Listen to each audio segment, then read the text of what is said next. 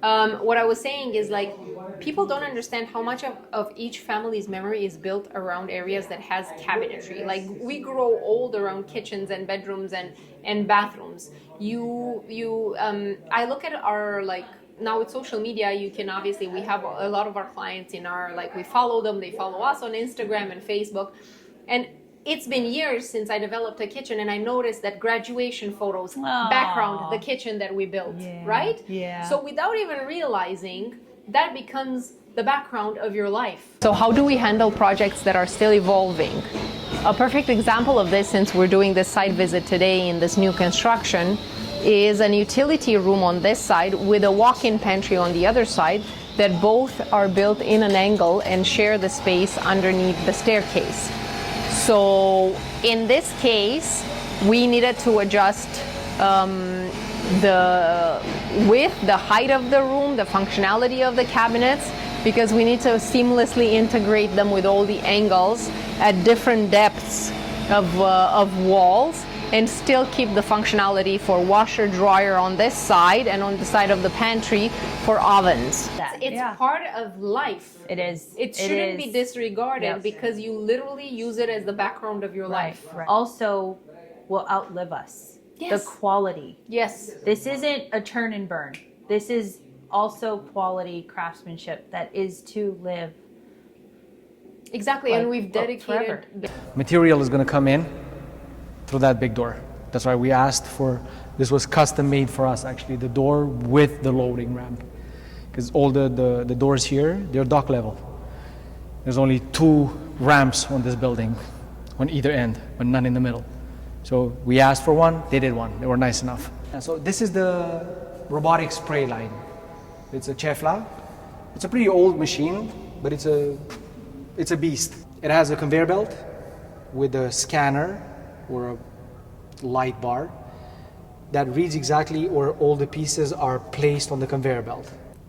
You put the pieces on the conveyor belt, they go through the light curtain, the computer registers exactly the position of the door or the panel on the conveyor belt and sends the information to the spraying arm. There's a sliding rack mechanism arm, I call it, with 4 guns that spray the paint on the panels that are being scanned by the light curtain. So essentially you're not wasting paint spraying on the whole table, very close to where the part is on the table, eliminating a lot of overspray and waste of material. Same thing, it comes with a conveyor belt.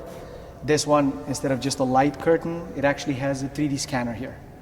So it's like I like to say that it's a set of eyes, but you can see with your eyes the shapes, but you cannot really measure.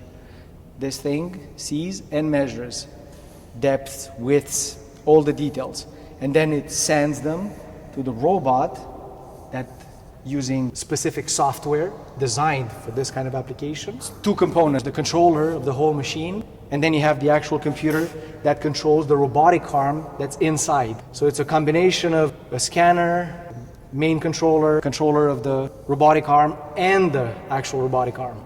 If that machine knows exactly where the part is on the conveyor belt and it knows where to spray, this machine does a way more intricate job because it needs to know where the frame is, at what height, then where the panel is, at what depth, how much to move, with what pressure. So it's an extremely, extremely smart and intricate machine. It does what you can do by hand, non-stop, with 100% consistency. This one here would be something that you would use as a follow-up for the sanding that the robotic sander does.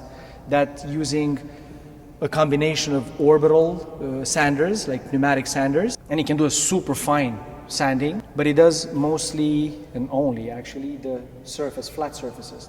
So it's like a million fingers with sandpaper on them are touching that door. So it's a very subtle sanding, but that's what makes the sanding process end up being so high quality. Once it goes through the brush sander, it can go directly in the spraying line.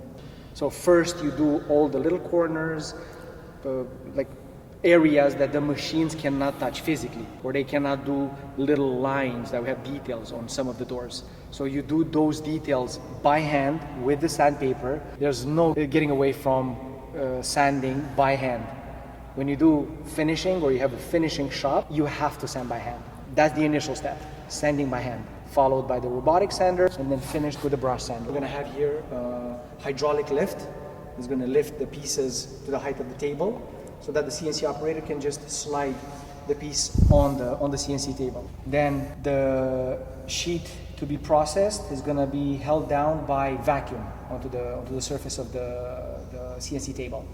There's a big vacuum pump, sucks air through the actual MDF board here, and it holds the piece firmly to the table. And then using router bits, different profile geometry router bits. This, for example, is a 1/2 inch outline. Right to left, front to back, up and down. That big computer does all the calculations, therefore achieving anything from curved cuts to straight cuts, all sorts of pockets. It can do anything that you can design, basically. So yeah, the edge bender is the machine that essentially applies this type of material on the part that has been cut from the 4x8, 4x9 sheet of pressed wood, plywood, or MDF, HDF. If it needs to be edged so that you don't see the core of the material, it goes to this machine. It's gonna look like one uniform piece of material. This is the most important thing. We do everything from start to finish. We have control over all the aspects of design, manufacturing, delivery, and installation. We've been doing it for so many years and we have so much experience, but anybody could say that. We've done everything behind the curtains as well. So managing the project as in depth as it could be managed. I could say literally nothing that we have not done when it comes to custom cabinetry.